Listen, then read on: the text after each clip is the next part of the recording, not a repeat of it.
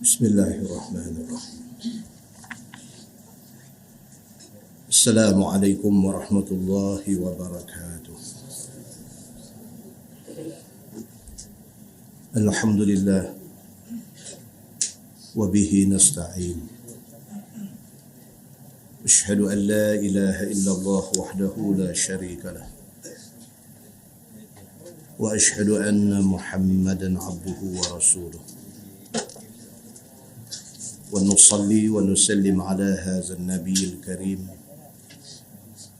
sayyidil mursalin wa ala alihi wa sahbihi ajma'in. Amma ba'd.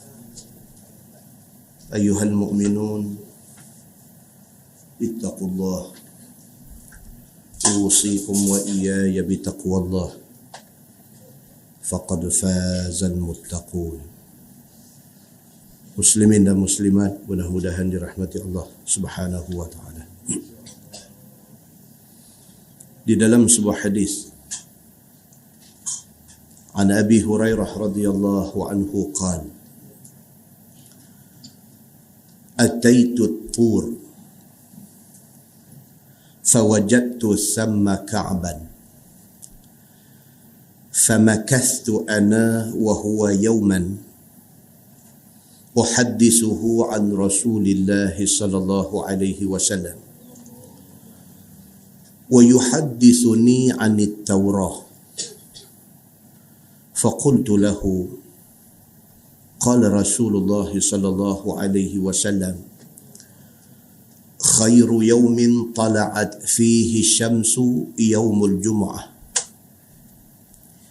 فيه خلق آدم وفيه أهبط وفيه تيب عليه وفيه قبض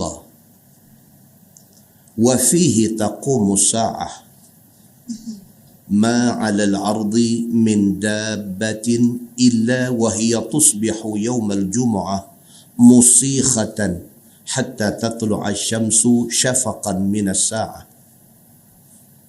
إلا ابن آدم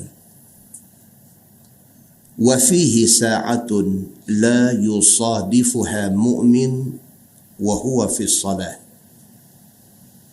يسأل الله فيها شيئا إلا أعطاه إياه فقال كعب ذلك يوم في كل سنة فقلت بل هي في كل جمعة فقرأ كعب التوراة ثم قال صدق رسول الله صلى الله عليه وسلم هو في كل جمعة atau kama qala, hadis sahih riwayat An-Nasa'i. Daripada Abi Hurairah radhiyallahu an, kata dia, aku ke Bukit Tur. Abu Hurairah cerita, dia kata satu hari dia pergi ziarah ke Bukit Tur, Tursina. Fawajadtu thamma Ka'ban, aku jumpa dengan Ka'ab di situ. Famakastu ana wa huwa yawman, dia kata aku Abu Hurairah dengan Ka'ab, depa dua orang bermalam di Bukit Tur itu untuk satu hari. Uhaddithuhu an Rasulillah sallallahu alaihi wasallam wa yuhaddithuni anit Taurah. Waktu Abu Hurairah dengan Ka'ab tidur bermalam di Bukit Tur itu, mereka duk share ilmu, duk kongsi ilmu. Abu Hurairah duk cerita dekat Ka'ab tentang hadis-hadis Nabi. Ka'ab cerita dekat Abu Hurairah tentang isi kitab Taurat. Sebab Ka'ab ini dia alim Taurat. Jadi mereka duk share ilmu. Dia ni cerita apa yang dia dengar daripada Nabi, kawan ni duk cerita apa yang dia baca daripada Taurat. Faqultu lahu qala Rasulullah sallallahu alaihi wasallam khairu yawmin tala'at fihi syamsu yawmul jumu'ah. Abu Hurairah bagi tahu dekat Ka'ab, dia kata Nabi SAW bersabda, Nabi kata sebaik-baik hari yang matahari terbit pada hari itu adalah hari Jumaat. Maksudnya daripada 7 hari seminggu ni, hari paling baik adalah hari Jumaat. Abu Hurairah bagi tahu dekat Ka'ab macam tu. Pasal apa Jumaat ini menjadi hari yang paling baik? Dia kata pasal Nabi bagi tahu fihi khuliqa Adam. Adam dicipta pada hari Jumaat. Dia kata. Wa fihi uhbita. Pada hari Jumaat juga Adam diturunkan ke bumi. Kita dah tahu dah cerita Adam alaihissalam langgar perintah Allah. Maka sebagai hukuman dia dicampak ke bumi. Dia dicipta pada hari Jumaat dan dia diturunkan ke bumi juga pada hari Jumaat. Wa fihi tiba alaih. Dan pada hari Jumaat juga dia bertaubat dan taubat dia diterima Allah. Wa fihi qubida. Hari Jumaat juga Adam mati. Adam wafat pada hari Jumaat. Wa fihi taqumus sa'ah. Dan kata Nabi SAW, pada hari Jumaat juga akan berlaku kiamat. Nabi habaq siap dah. Ini di antara benda-benda yang dikatakan sebagai futuristik. Benda future, benda tak jadi lagi, Quran bagi tahu, Nabi bagi tahu. Di antara benda yang belum jadi tapi terbit daripada mulut Nabi Muhammad SAW atas ilmu yang dihantar Allah kepada dia, apa dia? Wa fihi taqumus sa'ah. Kiamat kalau nak jadi hari Jumaat. Begitu. Ma 'alal ardi min dabbah illa wa hiya tusbihu yawmal jum'ah musikhatan hatta tatlu'a asy-syamsu syafaqan minas sa'ah. Nabi SAW bagi tahu, Nabi kata tidak ada satu makhluk pun melainkan apabila dia celak mata, dia jaga pada pagi Jumaat. Takut dia sehinggalah terbit matahari. Takut dia, takut hari itu hari kiamat. Illa bani Adam, melainkan manusia. Nabi kata. Lain pada manusia, menatang ternakan daripada macam-macam jenis ni, apabila dia celak mata pagi Jumaat aja, lagi tak terbit matahari, lagi tu dia dalam ketakutan. Lembu takut, kebau takut, kuda takut, ikan-ikan di laut takut, semua takut. Bila mereka celak mata, hari tu hari Jumaat, takut mereka ni sehinggalah matahari betul-betul terbit di sebelah timur. Okey, confirm hari ni tak kiamat. Baru hilang takut itu. Illa bani Adam. Nabi kata melainkan manusia. Manusia di hari apa pun dia tak peduli. Dia celak matahari Senin ke, hari Selasa ke, hari Rabu ke, hari Jumaat ke, hari Raya ke, hari kiamat ke, dia tak takut. Maka Nabi SAW kata melainkan manusia. Dia tak peduli, dia celak matahari apa pun, dia tak peduli tentang diri dia di depan Allah Subhanahu wa taala. Dan orang yang beringat ni, Nabi kata apa?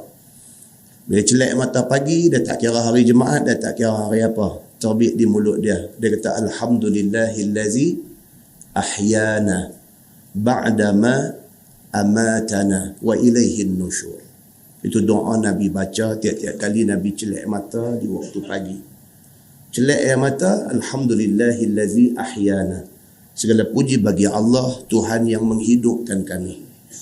Ba'da ma amatana, selepas daripada tadi kami mati. Tidur tu mati. Dalam tidur boleh celak bangkit balik, Alhamdulillahillazi ahyana. Segala puji bagi Allah, Tuhan nak bagi kami hidup balik. Selepas tadinya kami mati. Wa ilaihin nusyur, dan kepada Allah lah kami akan bangkit esok ni. Itu orang yang beringat. Orang yang ingat kepada Allah, yang ingat tentang hari mati, itu ceritanya. Tadi dia nak keluar main masjid, tadi dia telefon bagi tahu satu orang dekat Lahad Kepak di Sebarang Perai. Beritahu. Dah lambat dah dia pagi tadi. Bangkit tidur, mandi semua, kemas pakai baju, wabah mati. Dan bangkit juga. Bangkit elok, segap, tak ada masalah apa. Mandi, manda, pakai baju elok. Bini pun kira siap makan. Jatuh balik, mati. Umur 30. Muslimin dan muslimat yang dirahmati Allah sekalian. Macam itulah hakikat hidup manusia. Hidup kita tak kekal selamanya. Kita tak tahu kita nak hidup sampai bila. Kita tak tahu Tuhan nak bagi kita mati bila. Tak tahu. Cerita kita ni apa? Pastikan kita celak mata sampai kita tak pejam mata, kita buat benda baik. Itu saja. Jangan buat jahat, jangan ingat nak buat jahat. Pasal apa? Pasal kita tak tahu bila masa kita. Muslimin dan muslimat yang dirahmati Allah. Nabi SAW kata lagi, kata Abu Hurairah, dia cerita benda ni kepada Ka'ab. Abu Hurairah kata, dan Nabi bersabda lagi, wa fihi sa'ah la yusadifuha mu'min wa huwa fi salah yas'alu Allah fiha syai'an illa a'tahu iyahu. Nabi kata dalam hari Jumaat tu dia ada satu saat, dia ada satu momen, dia ada satu ketika yang pada ketika itu manusia minta apa sahaja kepada Allah. Kalau bertepatan dengan masa yang Tuhan maksudkan itu, illa a'tahu iyah, melainkan Allah pasti makbulkan permintaan dia. Dalam 24 jam hari Jumaat tu, kita celak mata pagi sampai nak habis Jumaat tu, dalam tempoh masa hari Jumaat itu, padanya ada satu saat. Dia kata ada satu momen, ada satu ketika, ada satu saat yang pada ketika itu yas'alullaha fiha syai'an. Dia mintalah apapun kepada Allah. Illa a'tahu iyah. Melainkan Tuhan bagi ke dia. Bila masa tu, itu menjadi rahsia Allah Subhanahu wa ta'ala.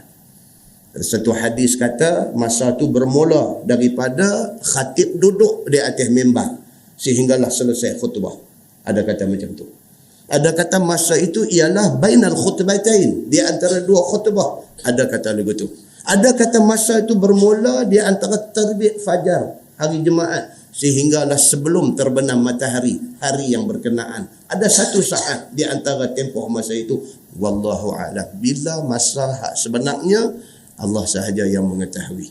Cuma Nabi kata siapa yang duk minta doa hari Jumaat ni, tiba-tiba doa dia tu pergi jatuh tepat pada masa yang Allah jadikan sebagai saat mustajab doa. Illa, melainkan Allah Subhanahu wa ta'ala a'tahu, bagi ke dia apa yang dia minta. Itu istimewa hari Jumaat yang akan menjadi nama surah yang kita nak baca sekali lagi. Sekali lagi kita nanti baca surah Al-Jumu'ah. Muslimin dan muslimat yang dirahmati Allah sekalian. Faqala Ka'ab yang alim kitab Taurat ini, bila dengar Abu Hurairah duk cerita pasal keistimewaan hari Jumaat, bila dengar Abu Hurairah sampai dekat cerita kata dalam hari Jumaat tu ada satu saat, ada satu ketika yang mustajab doa. Faqala Ka'ab kata, dia kata zalika yaumun fi kulli sana. No, dia kata saat mustajab doa itu, dia kata bukan satu saat dalam hari Jumaat. Tapi dia kata saat mustajab doa itu kalau berdasarkan kepada kitab Taurat, dia kata dia doa ada dalam satu hari dalam setahun. Ka'ab kata begitu. Dia kata tak betul itu. Bukanlah saat mustajab doa itu satu ketika dalam hari Jumaat, bukan. Tapi dia duduk dalam satu hari dalam setahun. Hari itu minta apa pun semua lulus di sisi Allah Subhanahu wa ta'ala. Faqultu, kata Abu Hurairah, bal hiya fi kulli Jum'ah. Abu Hurairah kata, dah, aku ingat lagi. Nabi kata saat itu ialah satu saat dalam hari Jumaat, bukan satu hari dalam setahun. Abu Hurairah pasti tentang benda tu. Faqara'a Ka'bun Taurah. Ka'ab pun tak puas hati, dia balik, dia study balik kitab Taurat ni. Dia study balik, dia check balik benda ni. Summa qala, Ka'ab pergi jumpa balik Abu Hurairah. Ka'ab kata, sadaqa Rasulullah sallallahu alaihi wasallam huwa fi kulli Jum'ah. Dia kata betul apa yang Nabi kata. Dalam Taurat pun bagi tahu saat itu ialah satu saat dalam hari Jumaat. Aku silap, dia kata. Hadis itu hadis sahih riwayat An-Nasa'i. Muslimin dan muslimat yang dirahmati Allah sekalian. Hari Jumaat ni hari istimewa. Setiap hari Jumaat kita pergi masjid, khatib dalam khutbah dia mesti sebut benda ni. Hari Jumaat ni apa dia? Hari yang dicipta Adam, semua dia akan sebut di dalam khutbah Jumaat. Nak bagi tahu dekat kita, kata Jumaat itu bukan sebarang hari. Jumaat itu adalah Sayyidul Ayyamil Usbu'. Dia adalah penghulu kepada 7 hari yang ada. Dia penghulu hari-hari ini. Maka sesuai dengan itu, kita kena tahu adab-adab dalam nak menerima kedatangan Jumaat itu. Di antaranya hadis riwayat daripada Abi Sa'id Al-Khudri radhiyallahu anhu. Anna Rasulullah sallallahu alaihi wasallam qala, "Ghuslu yaumil jumu'ah ala kulli muhtalim wa siwakun wa yamussu min at-tayyib ma qadara alaih." Atau kama qala, hadis sahih riwayat Imam Muslim. Nabi sallallahu alaihi wasallam bersabda. Nabi kata, "Ghuslu yaumil jumu'ah ala kulli muhtalim wa siwak wa yamussu minat tibi ma qadara alaih." Wajib. Nabi SAW kata wajib. Kata setiap orang Islam ini satu, mandi pada hari Jumaat. Wajib, Nabi kata mandi pada hari Jumaat. Wasiwak, wajib ke atas setiap orang Islam ini gosok gigi pada hari Jumaat. Maksudnya sebelum pergi sembahyang Jumaat. Wa yamussu minat tib, dan juga wajib ke atas orang Islam yang nak pergi sembahyang Jumaat ini wangi-wangikan badan dia sebelum dia pergi sembahyang Jumaat. Ma qadara alaih, setakat mana mampu dia melakukannya. Hadis itu hadis sahih riwayat Imam Muslim. Dalam nak mentafsirkan dan menghuraikan hadis ini, Imam Nawawi kata apa? Walaupun Nabi sebut di situ nampak macam benda tu wajib, tetapi sebenarnya dia adalah sunat yang dituntut. Imam Nawawi kata. Nabi sebut dengan lafaz kata wajib, nak habaq kata pentingnya benda tu, jangan tak buat. Itu maksudnya. Hari Jumaat, nak pergi sembahyang Jumaat ni sangat penting bagi kita orang lelaki yang nak pergi sembahyang Jumaat ni, mandi dulu. Sangat penting bagi kita orang lelaki yang nak pergi sembahyang Jumaat ni buat bagi bersih-bersih dulu. Gosok gigi dulu, pakai pakaian yang elok-elok dulu, dan wangi-wangikan badan kita dulu, baru pergi sembahyang Jumaat. Nabi SAW sebut benda tu sebagai wajib, sebagai nak tunjuk kepada besarnya tuntutan ke atas perbuatan-perbuatan itu. Satu. Yang kedua, hadis riwayat daripada Aus bin Aus radhiyallahu anhu.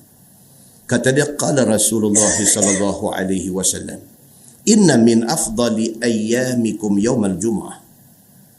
Fihi khuliqa Adam wa fihi an-nafkhah wa fihi as-sa'iqah. Fa'akthiru alayya min as-salah fihi. Fa inna salatakum ma'rudatun alayya." Faqala ar-rajul, "Ya Rasulullah, kaifa tu'radu salatuna alayk? وقد أرمت يعني بليت." قال رسول الله صلى الله عليه وسلم, إن الله حرم على الأرض أن تأكل أجساد الأنبياء. أو كما قال, hadis sahih riwayat Ibnu Majah. Daripada Aus bin Aus radhiyallahu anhu, orang Arab biasa, nama dia nama pak sama biasa. Muhammad bin Muhammad, Yusuf bin Yusuf sama, biasa bagi mereka. Dan biasanya nama siapa dia bukan anak laki-laki sulung dia. Biasa dalam masyarakat Arab begitu. Riwayat daripada Aus bin Aus radhiyallahu anhu. Kata dia, Nabi SAW bersabda. Nabi kata sesungguhnya hari yang paling afdal adalah hari Jumaat. Nabi habaq antu dulu. Pasal apa? Fihi khuliqa Adam. Adam dijadikan hari Jumaat. Wa fihi nafkhah. Hari Jumaat ditiup sangkakala. Wa fihi sa'iqah, dan pada hari Jumaat berlaku kiamat. Banyak hadis ni Nabi sebut benda ni. Dan pada hari Jumaat berlaku kiamat. Fa'aksiru alayya minas salata fi. Nabi kata banyakkanlah salawat kepada aku pada hari Jumaat itu. Hari Jumaat ni mulut ni mau doa Allahumma salli ala Muhammad wa ala ali. Mulut ni mau doa Allahumma salli ala Muhammad wa ala ali Muhammad. Mulut ni mau selalu selawat macam tu. Fa inna salatakum ma'rudah. Nabi SAW kata kerana setiap kali hampa selawat dekat aku, selawat tu dibentangkan kepada aku.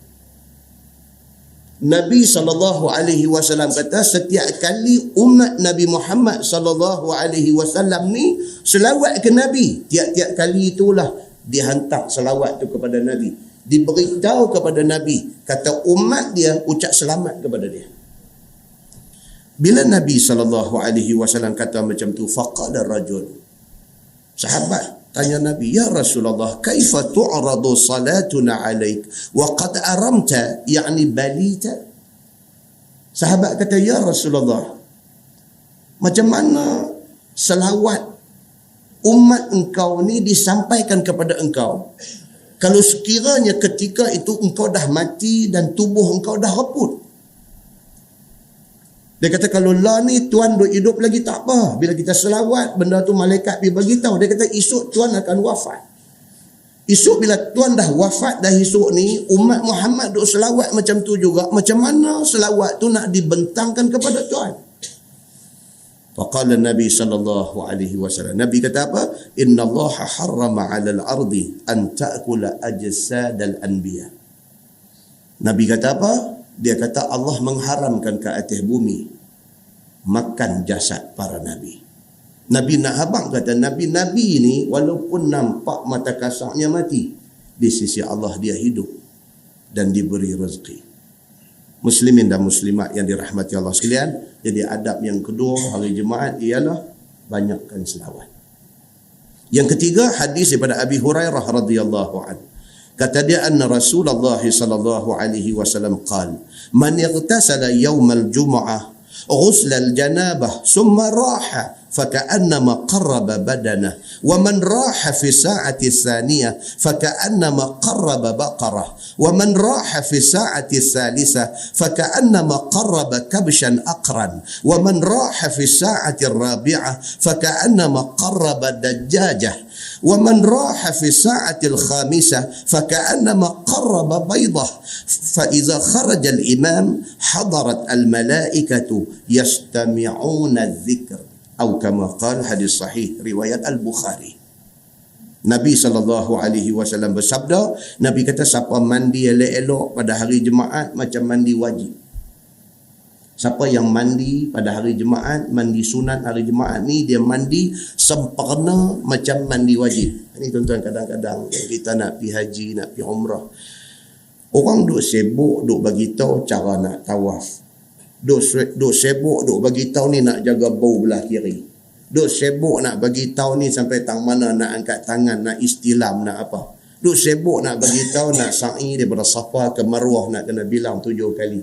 Duk sibuk nak abang antara tiang ni ke tiang ni nak kena berlari anak dan sebagainya.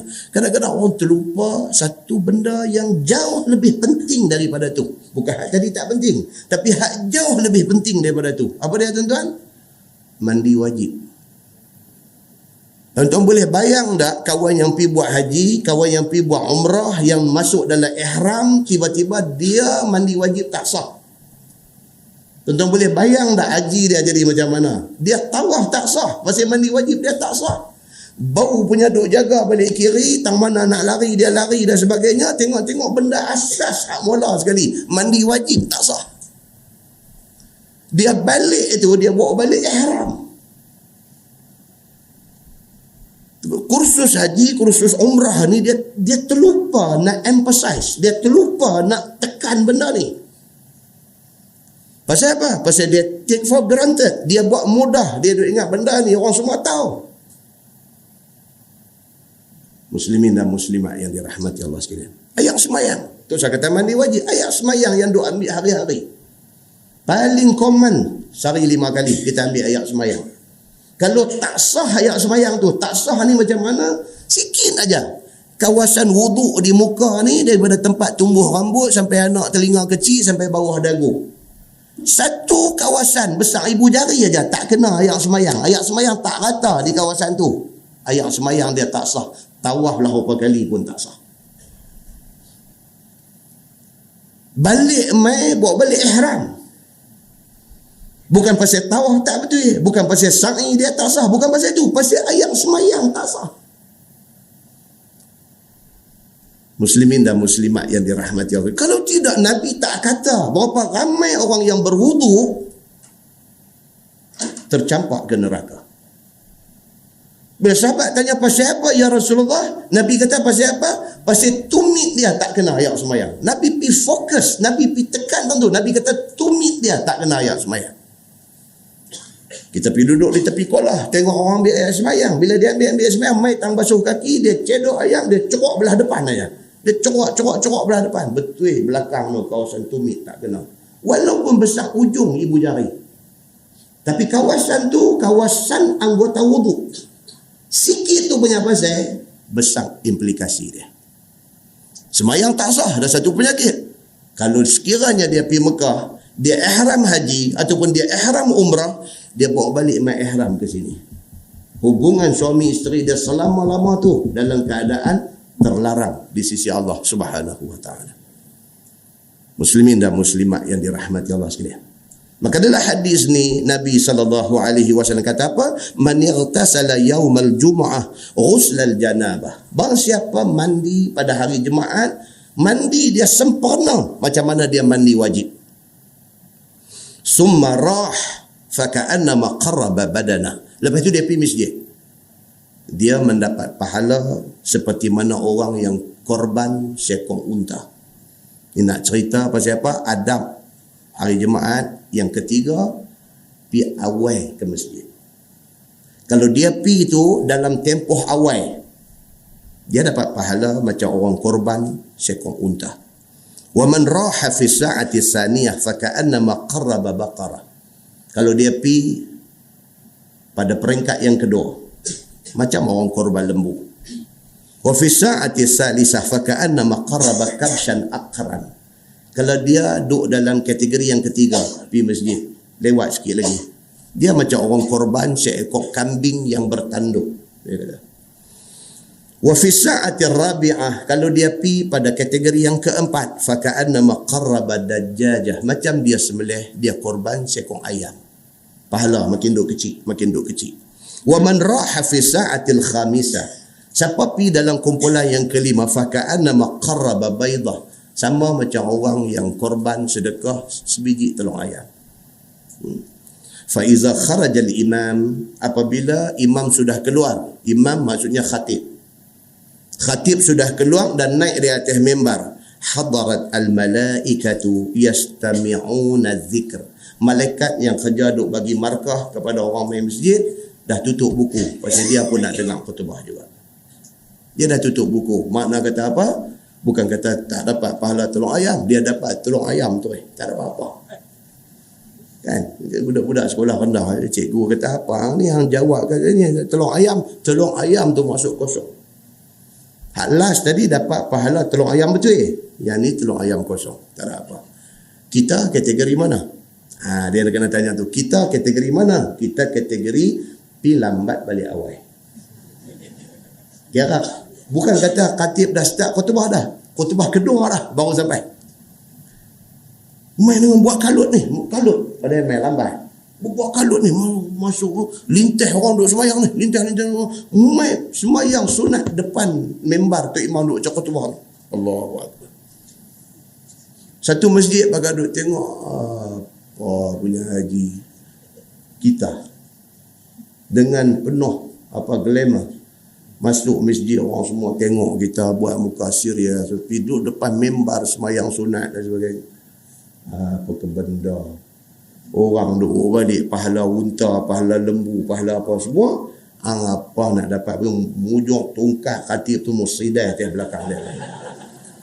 Muslimin muslimat yang dirahmati Allah sekalian. Hadis itu hadis sahih riwayat Al-Bukhari.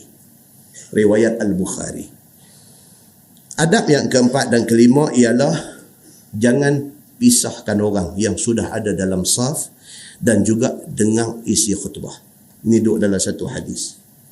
Jangan pisahkan orang yang sudah ada dalam saf. Tuan tengok orang yang main lambat ni, dia nak pergi depan. Dia lalu, dia duduk belah orang. Orang duduk ada dalam saf tu, dia duduk lalu. In between orang yang dah duduk ada dah tu. Dia duduk lalu, duduk suara tangan nak pergi depan tu. Itu dia panggil memisahkan orang yang dah duduk ada dalam saf. Perbuatan itu merugikan pahala jemaat dia. Okey, dan lagi satu apa dia? Dengar isi khutbah. Hadis daripada Salman Al-Farisi radhiyallahu anhu.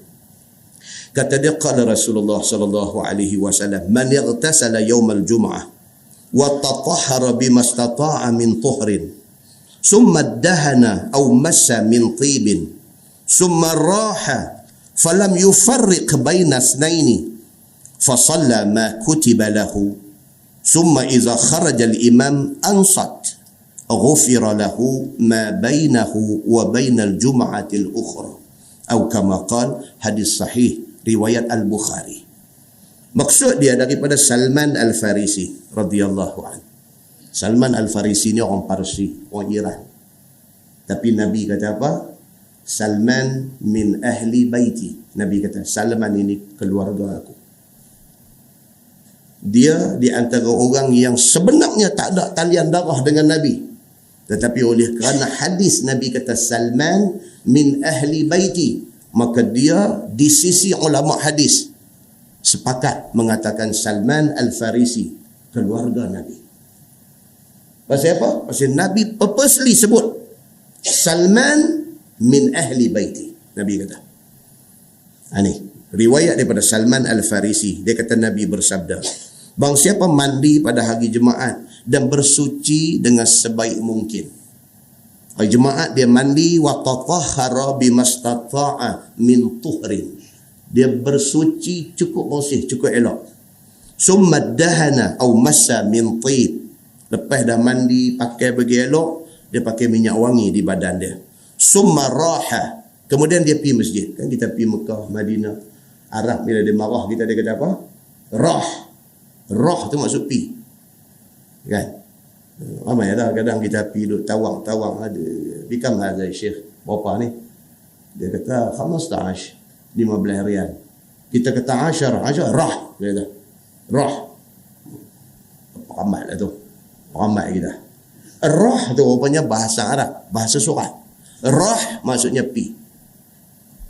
Dalam hadis Nabi kata apa? Lepas dia mandi bagi elok, bersuci dengan sebaik-baiknya, summa dahana au massa min tib, sapu minyak wangi badan, summa raha.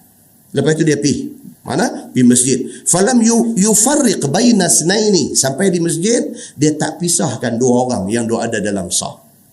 Dia tak pergi duduk kacau orang yang duduk dah dalam saf. Fa shalla ma kutiba lahu. Dan dia semayang apa yang disuruh dia buat. Semayang apa? Tahiyatul masjid. Semayang tahiyatul masjid ni walaupun khatib tengah duk khutbah, kita kena semayang sunat tahiyatul masjid. Pasal apa? Pasal berdasarkan hadis Nabi SAW, satu sahabat masuk, Nabi tengah duk khutbah, dia terus duduk. Nabi kata dekat dia, qum, bangkit. Farka' raka'ataini. Nabi kata rokok 2 rakaat. Nabi suruh semayang sunat tahiyatul masjid, baru duduk dengar khutbah. Semayang dulu sunat tahiyatul masjid. Dan ulama dalam menghuraikan hadis tu dia kata apa? Semayang sunat tahiyatul masjid itu hendaklah dibuat seringkas-ringkasnya. Maksudnya apa? Memadai dengan Fatihah saja, tak payah surah. Yang tu tak payah abang kita, pasal kita pun buat lagu tu. Kita ni qabliyah ba'diyah buat tu aja, Fatihah saja, mana ada surah. Yang tu tak abang pun kudu buat dah, dia kata. Begitu. Summa iza kharaja al-imam ansat. Dia kata dah lepas tu bila imam keluar duduk atas mimbar nak baca khutbah, diam. Dia kata, "Ghufira lahu ma bainahu wa bainal jum'ati al-ukhra." Diampunkan dosa dia antara jemaat ni dengan jemaat lagi satu.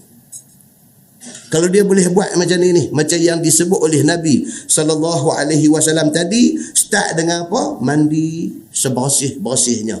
Pakai sewangi-wanginya. Pi masjid bagi awal. Jangan pisahkan orang yang dah ada dalam saf tu. Sembahyang sunat tahiyatul masjid baru duduk untuk dengar khutbah. Sepanjang khutbah jangan duk bercakap, jangan duk apa, dengar isi kandungan khutbah dan sebagainya. Boleh buat macam tu.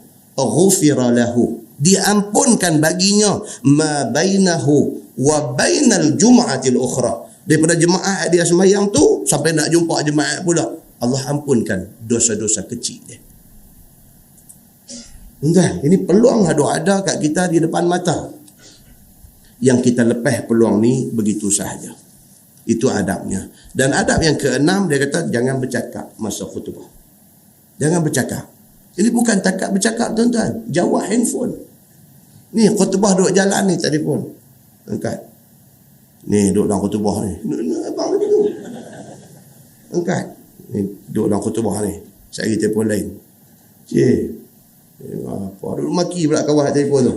Apa orang duduk dengar khutbah masa ni lah yang nak telefon. Kacau. Kita duduk dah sebelah dia. Kata apa share dia ni. Tak balik. Bunyi pula. Angkat pula. Dua suku kita telefon. Dua suku telefon. Aku duduk main jemaat ni. Kata. Waalaikumsalam. Kacau tuan-tuan. Ni hari ni punya orang ni. Macam ni punya duduk ada. Kan? Dalam kuliah ni biasalah saya jumpa dah dalam masjid ni tengah duk mengajar, handphone bunyi, angkat. Dia duduk kuliah Ustaz Samsuri ni, abang nama kita pula ni depan ni. Apa kan, ni hak contoh-contoh kita buat ni hak duk jadi kan. Jadi kawan hak duk biasa buat, jangan duk buat dah lah, jangan duk buat dah, kaut ni semua kan. Tak dapatlah pahala yang dijanjikan oleh Nabi SAW ni. Hadis yang berikutnya, dia kata jangan bercakap waktu khutbah. An Abi Hurairah radhiyallahu anhu anna Rasulullah sallallahu alaihi wasallam qala idza qulta li sahibika ansit yawm al-jum'ah wal imam yakhutub faqad laghawt. Ini hadis popular. Kebanyakan masjid sebelum Bilal bagi tongkat puasa dekat khatib tu, dia nanti baca hadis ni. Tapi ada setengah masjid tu dia baca apa kita tak tahu. Qala Rasulullah sallallahu alaihi wasallam idza qulta li sahibika ansit. Begitu kan. Kita dengar tu macam satu macam lagu gitu ya. Tambah faqad la'ud. Dia qaud panjang tu kan. Apabila seorang berkata kepada tolannya, tolan dia terjemah tu kan. Kan? Klasik sungguh dia. Apabila seorang berkata kepada tolannya, kepada kawan dia, kepada sahabat dia, dia guna perkataan taulan. Kan? Diam olehmu, maka sia-sialah jemaatnya pada hari itu. Allahumma salli. Nak bagi tungkat. Jadi apa mesej yang dia nak bagi? Kawan haduk mai jemaat 25 tahun dah tak faham. 25 tahun dah duk mai jemaat ni, duk dengar yang tu tak faham situ lah. Hak dia nak habangnya satu. Apa dia? Saat lagi bila khatib start berkhutbah, diam, jangan bercakap. Hak tu hak dia nak abang. 25 tahun makmum gagal faham apa hak dia nak abang. Satu perubahan kena buat. Bagi orang tahu. Apa tu hak dia duk abang tu? Bunyi berdengung. Apa benar dia nak abang apa? Inilah hadis dia. Nabi kata iza qulta li sahibika ansit. Apabila hang kata dekat kawan hang ansit, diam. Yaumal jum'ati wal imamu yakhutub. Hari itu hari jemaat dan imam tengah duk khutbah. Bukan kita duk bersembang, bukan kita bercakap, kita tegur dia ni duk bersembang. Kita hak tegur tu faqad lagaut, maka sia-sialah, lagalah jemaat kita hak tegur tu. Habis kawan hak sembang, kawan tu lara lama lagi dah. Daripada tadi dah lara dah. Kita hak pergi tegur ni, faqad lagaut, lara, maka lara lah, maka sia-sialah jemaat kawan hak tegur. Kawan hak kena tegur tak usah sembang lah dia ni. Dia ni tak main pun tak apa jemaat. Muslimin dan muslimat yang dirahmati Allah sekalian, tak bolehnya bercakap dalam khutbah sampai macam tu. Maka di sinilah timbul perbahasan. Kalau tuan-tuan buka buku-buku Abdullah Al-Jazairi dan sebagainya, hadis ni yang dibincangkan dikaitkan dengan orang yang doa amin dalam khutbah yang kedua tu. Adakah itu dianggap bercakap? Kan? Sedangkan khutbah yang kedua tu tak disuruh kita amin pun. Tak disuruh kita amin pun. Itu doa yang menjadi rukun di dalam khutbah. Biar dia baca aja. Angkat tangan pun tak disuruh, apatah lagi amin.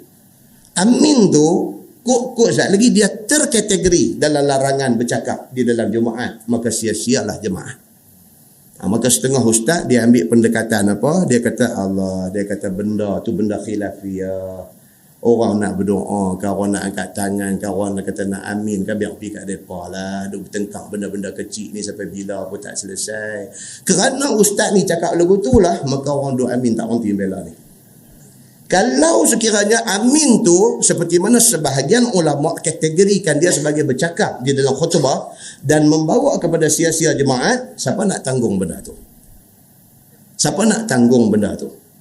Maka mengambil satu keputusan tak sah lah masa tu. Pasal apa? Pasal hadis terang melarang bercakap pada ketika itu, maka sepanjang khutbah kita tak cakap apa. Kita cuma disuruh duduk, dengar dan mengamati isi kandungan khutbah. Itu tanggungjawab kita pada masa itu.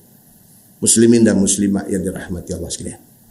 Dan di antara mustajab doa, di antara adabnya juga ialah memerhatikan masa mustajab doa macam yang kita baca dalam hadis hak mula tadi. Nah, muslimin dan muslimat yang dirahmati Allah sekalian. Cuma ada satu yang tuan-tuan pun tak bisa dengar dan saya pun baru dengar. Apa dia? Hadis riwayat daripada Ibni Umar radhiyallahu anhuma. Kata dia anin Nabi sallallahu alaihi wasallam qal iza na'asa ahadukum yaumal jum'ah falyatahawwal min majlisihi dhalik. Atau kama qal, hadis sahih riwayat Imam At-Tirmizi. Apa maksud dia? Daripada Abdullah bin Umar bin Al-Khattab radhiyallahu an. Dia kata Nabi sallallahu alaihi wasallam bersabda. Nabi kata iza na'asa ahadukum. Apabila seseorang kamu jadi mengantuk yaumal jum'ah, pada hari Jumaat waktu khatib duk berkhutbah. Kalau kamu rasa mengantuk, dia kata, falyatahawwal min majlisihi zalik. Nabi kata bangkit, pindah daripada tempat tu, duduk di tempat lain. Hadis ni kita tak pernah dengar. Tak pernah dengar. Pasal apa? Pasal Nabi nak suruh kita dengar isi khutbah. Khutbah kita tuan-tuan memang dah set dah. Saat lagi dan lab 20 minit dia. Nak lab 20 minit ni penat ni hari ni daripada daripada awal pagi tadi dengan meeting, lepas pada meeting, lepas pada meeting, lepas tu jumpa orang, lepas tu nak kena settle yang tu ni Jumaat. Kita dah exhausted. Penat ni tak tahu nak abang. Duk ingat saya lagi cantik masa khutbah tadi lab saya. Memang pada awal dah niat bukan nak pergi dengar khutbah, nak pergi lab. Satu sahabat hantar gambar mereka saya. Dia kata ada hantu di dalam semayang Jumaat. Sila lihat gambar di bawah. Dia kata. Ni email. Kita pun scroll. Tengok. Ada satu gambar. Dia ambil gambar daripada belakang sana. Ambil main ke sini. Khatib duduk atas member duduk khutbah. Ada satu jemaah depan ni tak ada kepala. Dia tak ada kepala. Pasal apa? Lena kepala duduk tunduk gitu. Jadi bila dia snap gambar daripada belakang. Tengok tak ada kepala. Nampak bau yang sama kata tu kepala tak ada. Dia kata dikesan ada seekor hantu di dalam semayang Jumaat di masjid sekian-sekian tadi. Dia kata, ya Allah. Lara tak tu ada ambil gambar tu? Lara. Tu ambil gambar tu lara. Hak Lena tu memang lara lah. Ni ambil gambar, nak abang kata ada hantu dalam masjid ni. Muslimin dan muslimat yang dirahmati Allah sekalian, demikianlah jemaat yang kita lalui sekian puluhan tahun lamanya. Jemaat yang kita lalui ini kadang-kadang berapa persen saja daripada kehendak jemaat yang diputuskan oleh Allah dan Nabi sallallahu alaihi wasallam. Nah, muslimin dan muslimat yang dirahmati Allah sekalian, kita tengok apa kata dalam tafsir surah Al-Jumu'ah ini tentang apa hari Jumaat ini. Tafsir Nurul Ihsan jilid 4. Nurul Ihsan jilid 4 muka surat 189. Muka surat 189. Dia kata surah Al-Jumu'ah Madaniyah, mengandungi 11 ayat. A'udzubillahi minasyaitanirrajim. Bismillahirrahmanirrahim.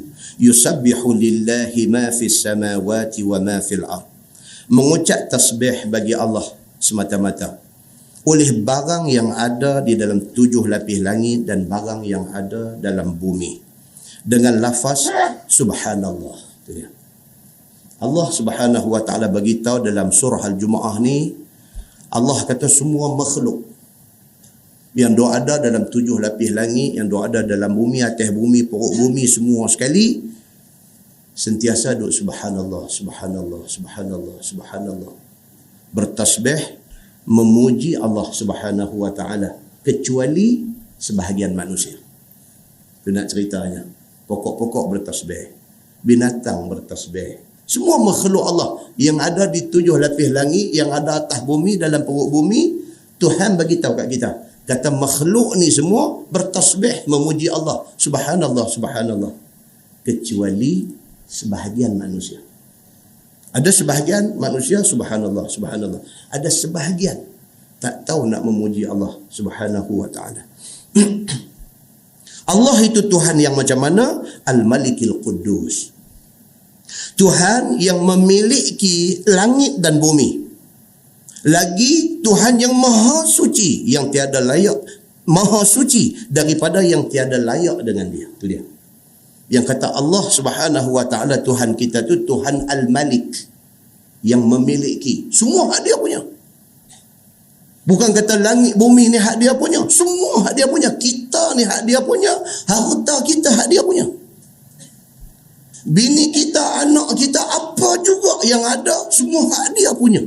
Itu Tuhan Al-Malik, Tuhan yang memiliki semua benda. Al-Quddus, lagi Tuhan maha suci daripada sebarang cacat, daripada ada pada dia. Tak ada kekurangan. Allah ni Tuhan yang tidak ada kekurangan pada dia. Jangan terbit di mulut kita kalimah ataupun cakap-cakap yang membawa maksud kata Allah ni silap buat satu benda. Jangan. Kan bila kata ada, aku pun tak faham, dia kata yang Tuhan pergi buat cicak ni buat apa? Dia fikir yang tu. Tuan-tuan, lah, biasa dengar ni orang cakap dulu ni, dia ada marah, meradang cicak, dia beraklah rumah dia. Cicak ni saya kata, tuan-tuan, kalau tuan-tuan jadi saintis, boleh reka satu ubat bagi mampu semua cicak ni, tuan-tuan jadi jutawan. Cicak ni, kalau siapa boleh reka satu ubat yang mesra alam, yang tak memudaratkan benda lain, melainkan memampuhkan cicak, oh, tuan-tuan jadi jutawan. Masjid saja dalam dunia ni ada berapa juta biji mesti beli. Tak lah nak buang ni, cicak mata ni tak nak buang. Kalau boleh ada satu ubat yang sekali sembok ke apa ke, cicak ni kira qalu inna lillahi wa inna ilaihi, mati cicak ni tak ada, tuan-tuan jadi jutawan. Ada lah ni ubat ni semua tak berkesan, pemurung aja, tak berkesan. Boleh reka bagi, tapi nak kata Tuhan yang dia pergi buat cicak ni buat apa, tak boleh. Pasal apa? Pasal kita tak tahu apa hikmah di sebalik ada cicak ni. Tak tahu apa hikmah dia, tapi mesti ada satu hikmah dia. Allah Subhanahu wa taala Tuhan yang maha suci daripada buat benda yang merugikan. Dia buat mesti ada benda yang bermanfaat kepada sesetengah pihak. Muslimin dan muslimat yang dirahmati Allah sekalian. Allah itu juga Al-Azizil Hakim, Tuhan yang amat mulia lagi amat hakim pada perbuatannya. Tuhan ni dia bijaksana di dalam nak buat apa juga. Tuhan buat langit, Tuhan buat bumi, Tuhan buat malaikat, Tuhan buat manusia, Tuhan buat iblis, Tuhan buat syaitan, Tuhan buat jin, Tuhan buat binatang, Tuhan buat pokok, Tuhan buat bukit bukau, Tuhan buat semua benda ni. Benda Tuhan buat ni, Tuhan maha bijaksana dalam melakukan, dalam mencipta benda-benda ni. Langit punya besar, tak jumpa sepuntung tiang pun tak jatuh. Maha suci Allah Subhanallah. Lautan dalam hak doa-doa ni, berapa peratus daripada permukaan bumi ini terdiri daripada air. Subhanallah, maha suci Allah dengan penciptaan laut yang sebegitu rupa. Kita tengok semua benda sehingga Allah Subhanahu wa taala tengok benda, afala yanzuruna ilal ibil kaifa khuliqat. Hampa tak tengok kat unta yang aku cipta, bagaimana aku cipta unta ni? Pergi buat kajian pasal penciptaan unta saja, tuan-tuan boleh buat PhD. Boleh buat PhD. Pasal ciptaan unta saja, pergi kaji pasal unta saja, boleh buat PhD. Maha suci Allah. Ni yang kata subhanallah, maha suci Allah, Tuhan Al-Azizil Hakim, Tuhan yang maha perkasa, maha bijaksana dalam semua benda yang dicipta dia. Huwallazi ba'asa fil ummiyina rasulan minhum, dan dialah Allah Tuhan yang telah membangkit pada segala Arab yang ummi, satu orang rasul daripada bangsa mereka itu. Makna ummi itu ialah mereka yang tak tahu menyurat dan tak tahu baca surat.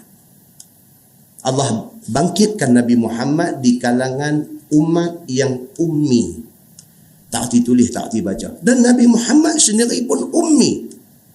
Allah jadikan Nabi Muhammad ni tak erti tulis, tak erti baca, sebagai nak tunjuk kata Nabi Muhammad tidak mencipta Quran. Dia tak tahu tulis, dia tak tahu baca, macam mana dia nak cipta Quran 30 juzuk? Melainkan Quran itu Allah hantar mai kat dia, dan dia baca balik apa yang Allah bagi tahu dekat dia. Dia bukan satu sastrawan yang pandai dalam nak mencipta benda-benda ni semua. Ada hikmah dia. Allah jadikan Nabi SAW seorang rasul yang ummi. Baru hari Selasa lepas kita baca hadis cerita tentang Ibnu Sa'id ataupun Ibnu Sayyad. Ibnu Sa'id ataupun Ibnu Sayyad, dia ni dituduh sebagai bakal Dajjal. Satu budak yang hidup zaman Nabi. Tengok sahabat dia bunyi tek. Kan?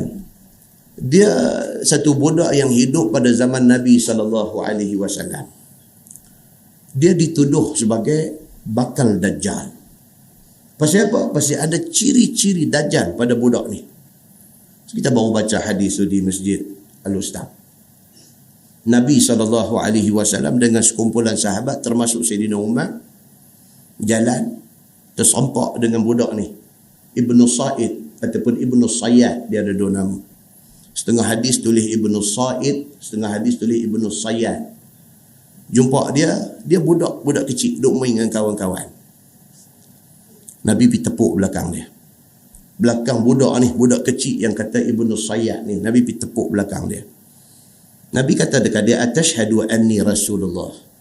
Dia budak kecil. Nabi tepuk belakang dia. Nabi kata, kamu mengaku tak kata aku ni Rasulullah? Nabi bertanya dia. Apa jawab budak yang kata Ibnu Sa'id ataupun Ibnu Sayyad ni? Dia kata, asyhadu annaka rasulul ummiyin. Ni dia jawab. Dia kata, aku naik saksi engkau adalah rasul yang dibangkitkan kepada orang-orang yang buta huruf. Dia kata. Sengaja dia pergi kata benda tu dengan tujuan apa? Nak menghina Nabi. Makna hang aku mengaku hang dilantik sebagai Nabi, tapi Nabi kepada orang buta huruf. Kepada geng yang baca alif, ya, mim, itik. Geng ni. Dia mak dia ramli apa? Kelas dewasa kan? Cikgu dia mengajar alif, ya, mim. Baca alif, ya, mim, itik. Dia kata, jahanam. Ibnu Sayyad kata dekat Nabi Muhammad, aku naik saksi engkau adalah Nabi, tapi yang dilantik kepada orang buta huruf. Dia kata nak bagi Nabi sakit hati. Nabi senyum saja. Nabi kata dekat dia lagi. Nabi kata, baiklah. Katanya hang mengaku kata hang Nabi. Ya? Dia tanya Nabi balik, hang mengaku tak kata aku Nabi? Dia ni budak kecil ni. Depan Nabi Muhammad, dia kata dia Nabi. Dia suruh Nabi mengaku kata dia Nabi. Nabi kata kat dia, tak apa, hang tunjuk mai bukti dekat aku. Kalau hang betul-betul Nabi, apa bukti dia? Ni, Ibnu Sayyad ni. Dia kata, ya'tini sadiq wa kazib. Ada, dia kata bukti Allah ada duk bagi mai kat aku beberapa benda. Dia kata, cuma masalah satu. Kadang-kadang betul, kadang tak betul. Dia kata dekat Nabi lagu tu. Bukti kata aku Nabi. Ni, budak kecil ni kata aku ni Nabi. Buktinya apa dia? Allah ada bagi ilham dekat aku. Cuma masalah sikit dia kata, ya'tini sadiqun wa kazib. Kadang-kadang betul, kadang tak betul. Nabi kata dekat dia, khulita alaikal amr. Nabi kata kalau lagu tu hang celaru. Nabi kata. Kalau Nabi tak celaru lagu tu. Kalau Nabi Allah bagi tahu kat dia tepat. Kalau hang ni tekoh-tekoh betul, tekoh-tekoh tak betul, khulita alaikal amr. Makna kata hang dicelaruh. Nabi kata kat dia lagu tu. Baiklah, Nabi kata satu soalan cepu mai aku bagi kau. Nabi kata, lah ni aku ada ingat satu benda dalam hati aku. Cuba hang bagi tahu aku duk ingat apa. Nabi tanya dia. Ni, aku ada ingat satu benda lah ni. Cuba bagi tahu apa aku duk ingat lah ni. Nabi kata dekat dia. Kan? Dalam hadis kata apa? Pada ketika itu Nabi tengah ingat ayat 10 surah Ad-Dukhan. Allah berfirman, fartaqib yawma ta'ti as-sama'u bidukhanin mubin. Nabi duk ingat ayat tu. Nabi kata dekat dia, cuba hang beritahu aku duk ingat apa lah ni. Dia jawab apa tuan-tuan ni? Budak ni, Ibnu Sayyad budak ni. Dia tengok muka Nabi, dia kata ad-dukhu, dia kata. Hang duk ingat tentang asap, dia kata. Betul tak betul? Sipi-sipi. Nabi duk ingat tu ayat tu daripada surah Ad-Dukhan. Dukhan ni asap lah. Fartaqib, tunggu. Yauma ta'ti as-sama'u bidukhanin mubin. Akan mai kepada hampa satu hari di mana pada hari itu muka bumi ni akan penuh dengan asap. Quran ayat 10 surah Ad-Dukhan. Di antara tanda besar nak jadi kiamat apa dia? Muka bumi dipenuhi asap. Nabi kata kat dia, hang teka apa yang aku duk ingat dalam hati aku. Dia tak boleh nak teka full tu. Ayat Nabi duk ingat fartaqib yauma ta'ti as-sama'u bidukh. Dia tak boleh ingat, tapi dia teka tu sikit. Dia kata, hang duk ingat tentang ad-dukhu, tentang asap. Dia kata, oh. Tu orang tak tuduh kata dia dajjal macam mana. Dia macam tu. Nabi kata dekat dia, kalau macam tu, hang ni tidak lebih daripada seorang ahli nujum. Nabi kata dekat dia. Hang main haci teka aja, hang bukan Nabi. Nabi kata, Umar Al-Khattab dengar-dengar macam tu pegang hulu pedang. Umar kata apa? Dia kata, ya Rasulullah, izinkan aku tebas kepala dia. Oh, Nabi kata, jangan Umar. Kalau betul dia ni nak jadi dajjal esok, bukan hang yang akan bunuh dia. Isa akan bunuh dia. Nabi kata, kalau dia ni tak betul, dia tak akan jadi dajjal esok ni, pun hang tak ada guna bunuh dia. Pasal dia budak-budak lagi. Dia tak dianggap berdosa pasal dia masih budak. Nabi kata, biar pergi kat dia lagu tu aja. Ini cerita Ibnu Sayyad. Hak nak habangnya apa? Dia sebut dekat Nabi tadi ni. Dia kata apa dekat Nabi? Dia kata, asyhadu annaka rasulul ummiyin. Hang ni aku mengaku hang jadi Nabi. Tapi Nabi kepada golongan al-ummiyin. Kepada golongan yang buta huruf. Dia kata. Ni ayat yang kita baca ni. Tuhan kata apa? Huwallazi ba'asa fil ummiyina rasulan minhum. Allah, Tuhan yang bangkitkan Nabi Muhammad sallallahu alaihi wasallam, satu rasul yang ummi kepada bangsa yang juga ummi. Dibangkitkan Nabi Muhammad sallallahu alaihi wasallam ini. Makna ummi itu ialah tak tahu tulis dan tak tahu baca, dan Nabi itu ialah Nabi Muhammad sallallahu alaihi wasallam. Yatlu alaihim ayatihi wa yuzakkihim wa yuallimuhumul kitaba wal hikmah. Kerja Nabi Muhammad ni apa dia? Allah bagi tahu, Nabi Muhammad kerja dia yatlu alaihim, baca kepada puak-puak ni, kepada orang Arab ni semua, ayati, ayat-ayat Quran.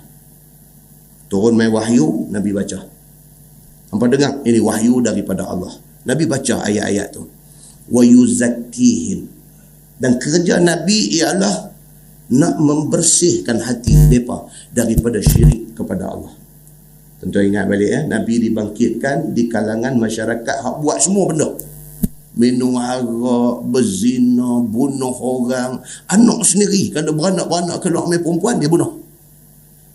Pasal pahaman mereka, perempuan ni akan membawa aib kepada keluarga satu hari nanti. Sebelum dia bawa aib, bunuh bang. Aku tak mahu anak perempuan. Bini duk sakit nak beranak dalam bilik ni. Suami di luar ni duk jalan ia ni. Nak tunggu dengar anak beranak ni laki-laki ke perempuan. Bidan keluar-keluar main muka merah menyala kata ni, hang dapat anak perempuan. Muka pak ni pula jadi merah menyala. Aib bila dapat anak perempuan. Terus pegang anak, bawa pergi tengah padang pasir, kamu hidup. Itu Arab jahiliah. Ayat tu yang duk main balik dalam masyarakat kita hari ini. Dapat anak hari ni lagi teruk. Dia tak kira lelaki, tak kira perempuan. Dia pergi buang lagu tu aja.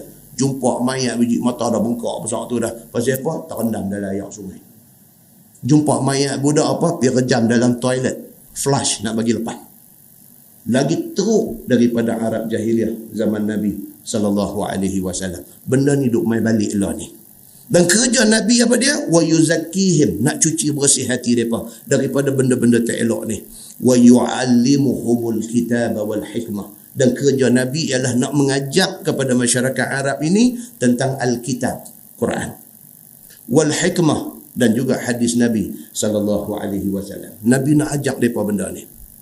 Firman Allah, wa in kanu min qablu la fi dhalalin mubin.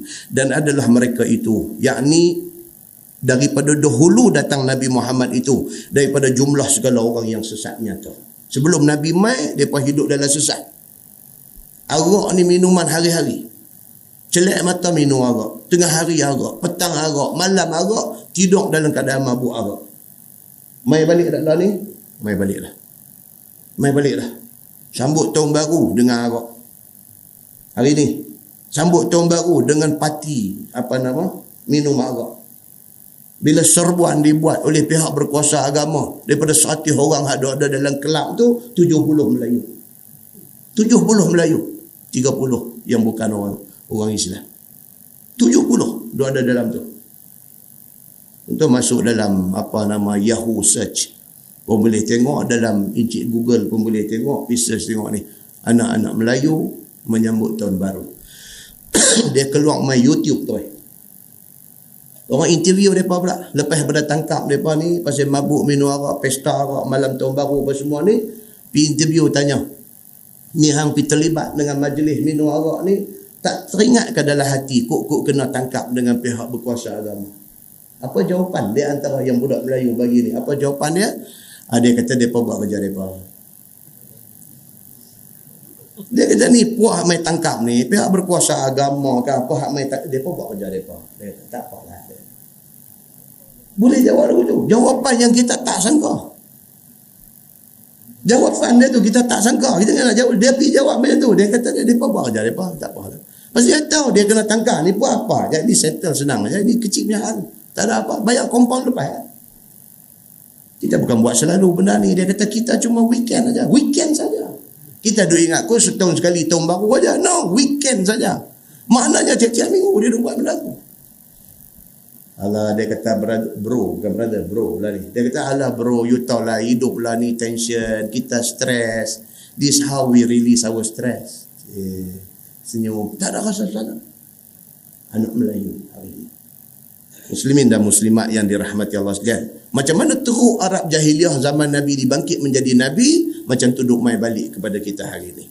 Firman Allah, wa in kanu min qablu la fi dhalalin mubin. Dan adalah depa ni sebelum daripada mai Nabi, daripada jumlah orang yang sesat nyata.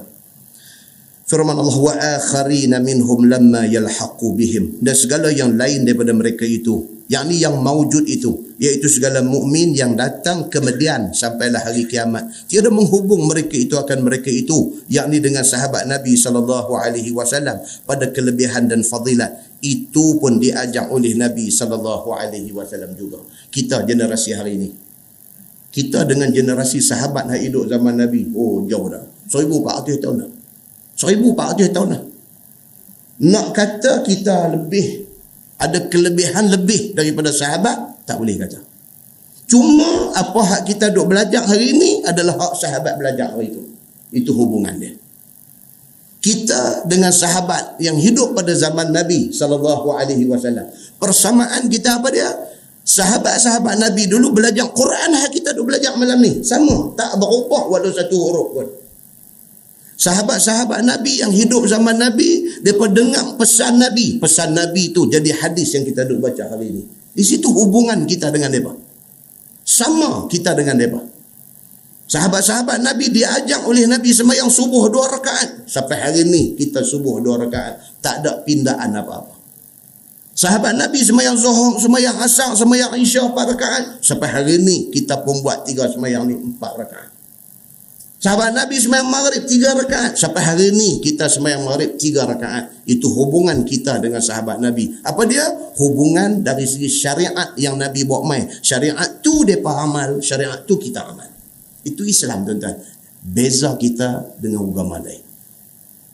Saya dah cerita kat tuan-tuan tu. Kalau agama lain, depa pun pening. Depa sendiri cerita kat kita, depa pening. Saya sembang dengan satu kawan bukan Islam. Kan? Dia kata, saya satu benda saya respect sama Islam. Saya kata, satu saja. Dah banyaklah, tapi satu saya respect sama Islam. Saya sudah pergi pusing macam-macam negara dalam dunia. Dia kata, dah pusing dah. Bukan duduk Malaysia saja. Dia orang ada duit pusing merata.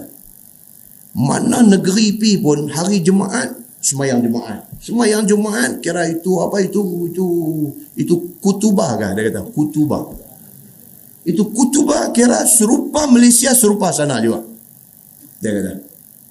Itu semayang pun serupa juga. Itu semua serupa juga. Dia kata. Ini satu dia kata, saya main respect sama ini Islam. Kita punya, ada cerita dia punya. Kita punya kira, jangan cakap Malaysia sama lain negeri. Jangan cakap, dia kata. Kira dalam Malaysia, dia kata sini seberang Perth punya sama Taiping punya suatu serupa. Ni hadis sini biar dengan pi Taiping pun dah tak sopa dah. Pi Ipoh tak sopa. Pi Selangor, pi sampai Johor tak sopa. Dia kata dia sendiri biasa tanya kepada orang halim dia. Dia kata apa sih dia dengar di sana dia baca macam ni, pasal sini baca macam ni. Orang halim dia jawab apa? Dia kata tak tahu, saya tengok ini buku. Dia tunjuk dia punya buku. Itu dia tengok mana buku tak tahu. Punya tak standardized. Itu sebab Islam marah sangat kalau sekiranya ada hal bid'ah dalam agama. Marah sangat. Pasal apa? Bid'ah membuka pintu kepada reka-rekaan dan tokok tambah dalam ibadat. Itu pasal Islam marah. Kita kena strictly ikut macam mana hadis Nabi bagi tahu. Standard satu dunia ikut macam tu. Itu piawaian yang Islam kena ikut. Bila dibuka ruang kepada tokok tambah, ada jadi macam-macam. Dia jadi macam-macam. Satu tempat buat lagu ni, satu tempat buat lagu ni. Pasal apa? Pasal ada ruang untuk tokok tambah. Habis. Maka pada ketika itu, kita boleh jadi macam agama daripada ni. Kalau ikut macam mana hadis Nabi, Nabi buat macam mana, sahabat buat macam mana, macam tu kita buat. Standard satu dunia. Buat serupa. Muslimin dan muslimat yang dirahmati Allah sekalian. Benda ni lah yang Islam larang sangat. Kita piduk reka, piduk tokok tambah benda-benda agama. Takut satu hari agama kita pun jadi dalca macam mana agama orang lain. Dalca, dia buh ikut dan, dia nak buh terung dia buh, dia nak buh ubi dia buh, dia nak buh kacang parpu dia buh, dia main rejam masuk aja jadi dalca. Tak boleh macam tu. Agama Islam bukan agama dalca. Nah, muslimin dan muslimat yang dirahmati Allah sekalian. Firman Allah Subhanahu wa taala, wa huwal azizul hakim, dan dialah Tuhan yang amat mulia lagi amat hakim pada perbuatannya. Dan pada ayat ini memadailah menyatakan fadilat sahabat yang dibangkit oleh Nabi, yang dibangkit Nabi SAW pada mereka itu daripada segala yang mukmin. Itu dia. Nabi dibangkitkan dalam keadaan masyarakat yang macam tu, yang bukan sahabat daripada jin dan manusia yang beriman dengannya sampailah kiamat. Dan Nabi Muhammad dibangkitkan bukan sahaja kepada manusia, bahkan kepada jin dan sebagainya. Jin pun ada Islam, ada kafir. Wa ma khalaqtul jinna wal ins illa liya'budun. Jin manusia sama, dia kena abdi diri kepada Allah.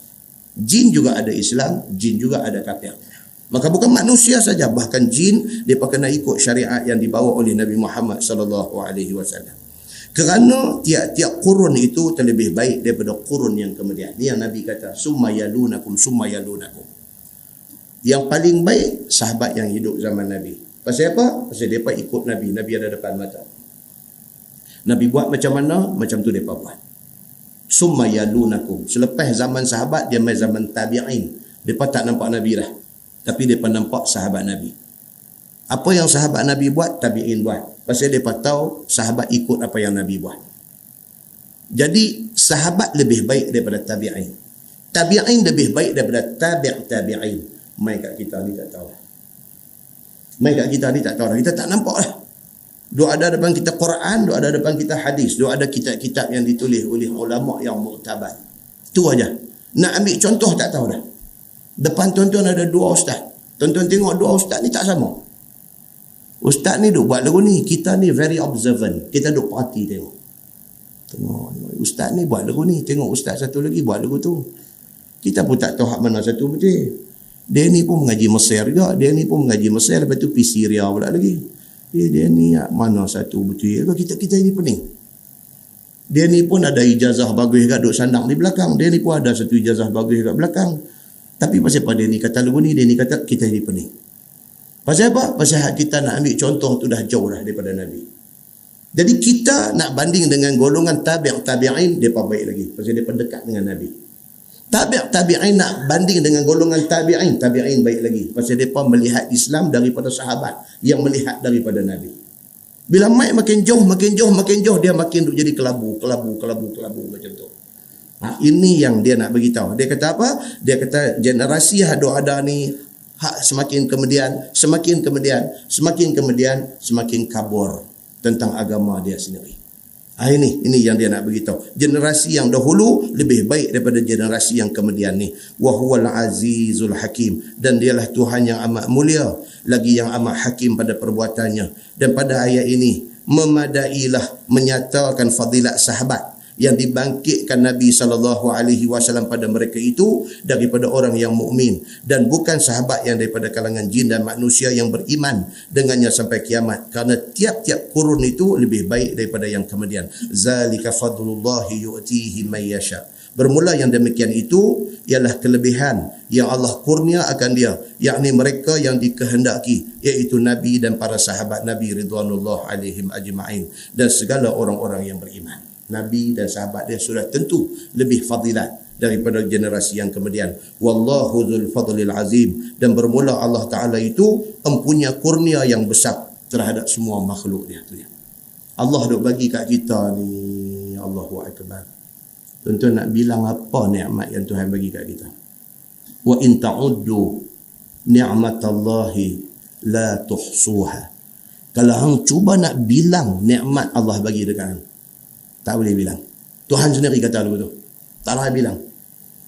Ni kita ni boleh duk berdiri tegak hari ni apa nikmat yang Tuhan bagi kat kita. Allahu Akbar.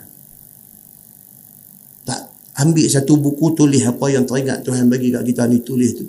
Tak larat tulis. Tuhan bagi dekat kita ni boleh tengok orang ni pun nikmat dah. Bila kita nak tahu ni nikmat tengok ni satu nikmat besar, bila dia bagi kita buta. Masa tu tahulah mahainya nikmat melihat ni. Mahai sungguh. Duit tak boleh beli. Mahai dia ni sampai ke tahap duit tak boleh beli. Penglihatan tu duit tak boleh beli. Itu sahabat.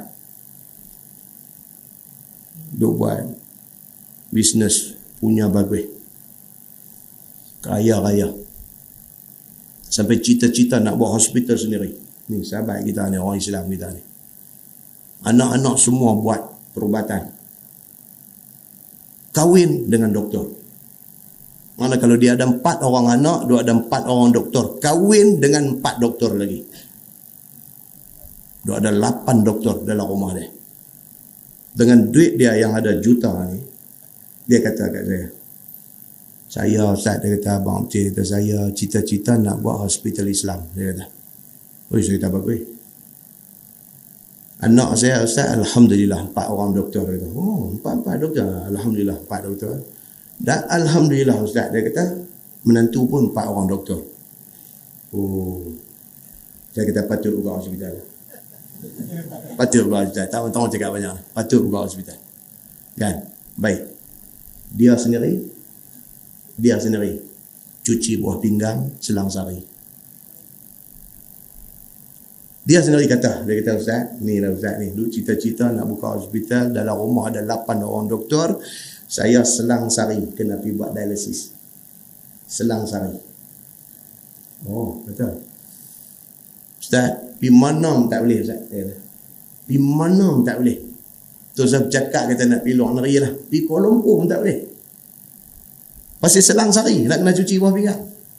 Kalau pi pagi balik petang boleh, tapi kita dengan sakit kita jadi bukan boleh tak lasak dah badan nak pi pagi balik petang. Saya kata takkan pergi Kuala Lumpur tak boleh cari pusat dialisis apa buat di sana. Ustaz, dia kata tak kena penyakit ni tak tahu Ustaz. Betul pusat dialisis ada di merata tempat, tapi kita punya keperluan dia kata bukan sama dengan orang lain. Kita pi duduk di satu tempat, kata duduk di Seberang Jaya, kita ubah pusat dialisis daripada hak duduk pi ni dengan hak tepi balik tu pun dah jadi lain lah. Nak kena pi tempat biasa pasal dia tahu dah kita punya keperluan apa, nak pasang apa, pi tempat dia silap buat ustaz, bengkak habis muka tak. Tak mau Ustaz, tak mau ambil risiko lah dia kata. Tak mau ambil risiko. Tuan-tuan, duit ada juta. Saya kata duit ada tak boleh ni ke? Kata tak boleh apa cari buah pinggang apa. Ustaz, bila dah kena sakit ni baru tahu Ustaz. Kata apa? Buah pinggang tak boleh beli Ustaz. Tak boleh beli. Saya kata boleh ke? Tak boleh Ustaz. Dia ada undang-undang kontrol dalam dunia ni. Tak boleh beli buah pinggang ni. Dia hanya boleh terima buah pinggang yang didermakan saja. Betul ke? Saya kata ada Ustaz. Saya kena penyakit ni. Saya cek habis dah. Saya buat surat hantar ke Ukraine. Dia kata saya buat surat hantar ke India. Saya buat surat hantar ke China. Saya buat surat habis dah satu dunia ni. Tanya siapa nak jual buah pinggang. Jawapan balik mai satu ya, tak boleh jual. Ada satu undang-undang di peringkat antarabangsa yang kontrol benda ni. Kalau ada siapa jual, dia tu salah. Dia kena ada orang dengan rela hati donate buah pinggang tu, baru boleh terima. Hak sakit ni berapa ramai, hak nak donate berapa orang aja. Satu. Mai pasang belum tentu compatible dengan kita, belum tentu lagi. Pasang-pasang tak ngam. Nak abang apa tuan-tuan? Ni yang duk cerita panjang ni. Nak abang apa? Nikmat kesihatan hak Tuhan bagi roh. Duit pun kadang-kadang tak boleh nak settle benar. Duit tak boleh settle. Ada duit tapi kesihatan tak boleh beli. Ada duit boleh buat hospital. Ada duit boleh pergi beli doktor. Doktor boleh beli. Kalau kita ada duit milion-milion, kita pegang satu doktor pakar, hang duk kerja di hospital swasta, berapa hang dapat sebulan? Ada kata tak banyak lah, 250,000 sebulan. Okey, aku bayar kau 300,000. Baru 2 hari lepas jumpa satu doktor pakar ortopedik, pakar tulang. Tuan-tuan tahu dia sembang apa? Dia jumpa di tempat servis kereta. Dia duduk sembang apa? Dia duduk sembang nak beli helikopter. Tak semua perut kita dengar. Kalau hang sembang kata nak beli Ferrari, kan nak beli Porsche, aku boleh dengar lagi. Hang sembang nak beli helikopter. Saya cuba duk tengok muka dia, Syekh ni nak melawak kan apa dah, serius. Serius. Dia kata saya dah survey dah. Actually I dah survey. I dah survey. Dia kata all in lah. Dia kata dia punya maintenance, dia kata sebulan dalam 50k. Dia dah survey dah. Maintenance yang kata helikopter ni sebulan 50k. Dengan helikopter tu punya maintenance, dengan bayar pilot dia, dengan apa nama ni, sewa tempat nak parking dia, dengan apa, dia kata kira all in saya dah survey dah dalam 50k. Dia kata nampak boleh lah. Boleh. Tuan-tuan, dia punya pendapatan berapa saya pun takut lah. Dia sembang nak beli helikopter. So hari tu dia kata ada satu broker mai jumpa. Dia kata duk sembang pasal Agusta. Kita ni jakun, kita Agusta tu apa? Dia kata kawut sembang dia ni, tak tahu apa. Agusta tu nama helikopter tu lah, Agusta. Dia kata. Dah tanya lah dia kata. Tak tahu tengok macam mana. Serius, cakap serius. Tuan-tuan, manusia Allah bagi duit, boleh jadi macam tu. Tuan-tuan, Allah bagi sakit. Doktor sendiri pun sakit. Allah bagi sakit, nak jadi macam mana? Ini nak abang kata kita ni dalam hidup kita last sekali Allah pegang. Hang pandai macam mana pun, hang kaya macam mana pun, hang berpengaruh macam mana pun, last sekali Tuhan pegang. Apa dia? Nyawa kita dia pegang. Apa dia? Kesihatan kita dia pegang. Dia pegang last sekali. Yang last sekali tu yang nak menyebabkan duit tak ada makna. Yang last sekali tu nak menyebabkan kedudukan tak ada makna. Yang last sekali tu yang akan menyebabkan pengaruh tak ada makna. Last sekali tu apa dia? Anugerah Allah itulah yang bermakna. Dan anugerah Allah yang paling tinggi. Apa dia? Dalam syurga esok. Ahli syurga ni dapat semua benda dia tak teringat dalam hati Tuhan bagi ke dia. Dia tak pernah teringat kata kebaikan hak dia buat atas dunia ni Tuhan nak balas macam ni. Dia tak pernah teringat. Dia pergi syurga, balasan hak Tuhan bagi kat dia tu, dia punya syukur ni tak tahu nak abang dah. Luar daripada jangkaan dia. Tiba-tiba Allah mai tanya dia. Ni penghuni syurga ni Allah mai tanya dia. Allah kata, mau kalau aku bagi dekat hang satu nikmat lagi. Ni dalam hadis ni. Allah mai tanya penghuni syurga yang punya bersyukur dengan apa yang dia dapat dalam syurga ni. Allah mai tanya dia, hang maukah aku nak bagi dekat hang satu nikmat lagi? Apa kata ahli syurga ni? Dia kata, ada lagi kah nikmat hang nak bagi? Ni hang duk dapat ni pun tak tahu nak abang dah. Tuhan kata ada. Apa dia? Keredaan Tuhan kata. Apa dia? Kemuncak kepada segala nikmat penghuni syurga ni. Apa dia? Mardatillah. Keredaan Allah. Tak tahu nak abang. Tak tahu nak abang. Tu helikopter. Satu lagi jumpa. Tempat sebiar kita juga. Daripada Kelantan, mai. Duduk di Pulau Pinang. Tahun 76. Dia kata, saya mai ustaz. Dia kata, cakap bunyi Kelantan. Saya mari sini ustaz. Selas pinggir. Oh, kata. Bila tu? Tahun 70 ni. Selas pinggir. Hijau ustaz. Dia kata, Masya Allah, hijau ni.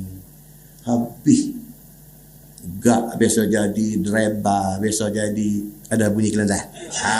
Kan? Terah habis. Dia kata, terah.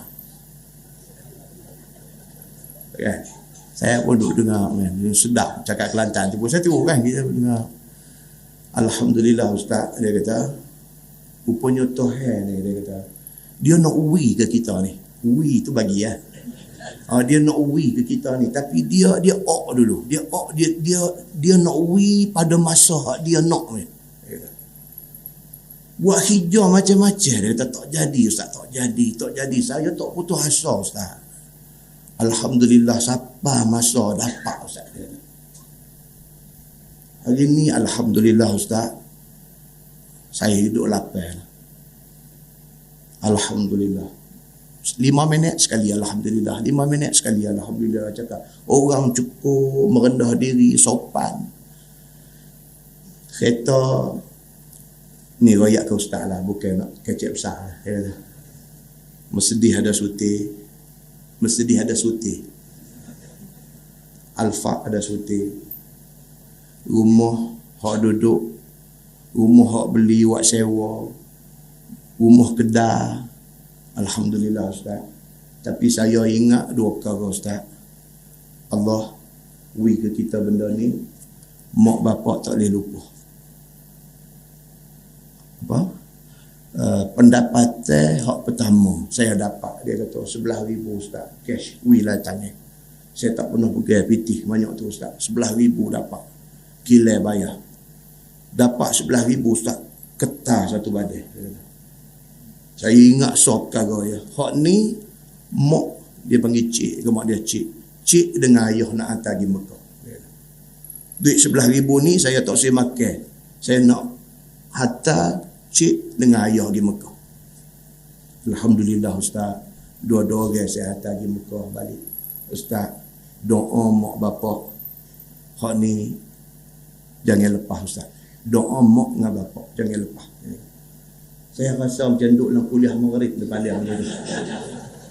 Saya ni duduk tegak kan. Pasal apa? Dia bercakap pengalaman. Kita bercakap berdasarkan kisah kita baca. Dia bercakap pengalaman. Dengan keikhlasan dia, dengan ayak muka dia, dengan saya sengap duk tengok dia sampai. Dia kata minta maaf lah, ambil masa ustaz lama. Dia kata, saya kata satu hari nak minta mu ganti saya sekali di kuliah mana-mana. Sedap dengar kata. Tuan-tuan. Masya Allah kan. Benda ni tuan-tuan. Kadang-kadang mengaji itu satu bab. Kita pergi sampai universiti mana itu satu bab. Tapi masyarakat ni dalam kehidupan ini satu universiti. Ni kehidupan kita ni satu universiti. Ni kita duk mengaji ni dalam masyarakat ni, kita jumpa orang ni mengaji benda ni, jumpa orang ni mengaji benda ni. Benda tu kadang-kadang lebih memberi kesan kepada kita. Lebih memberi kesan kepada kita. Benda tu kadang kita balik kereta duk teringat lagi sampai di rumah, teringat balik cerita kat bini pula di rumah. Tak tahu aku jumpa siapa tadi ni. Dia ni siapa, malaikat ke apa, kata Tuhan hantar mai tak tahu.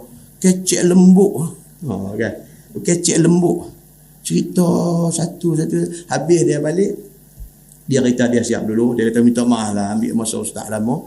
Dia balik, mekanik ni kata kepada dia, ustaz ni kami punya regular customer, dia kata macam tu lah ustaz, dia tak nak main lama, selalu dia telefon kami pergi ambil kereta dia, main servis siap dia hantar, dia jarang main duk buang masa tunggu di sini, selalu macam tu. Hari ni pasal sikit ya, dia punya cerita remote control kereta Mercedes dia tu bateri dah ni, nak tukar bateri, dia duk ingat sat, main-main pergi jumpa saya pula tu. Dia pergi sangkut 2 jam dengan saya.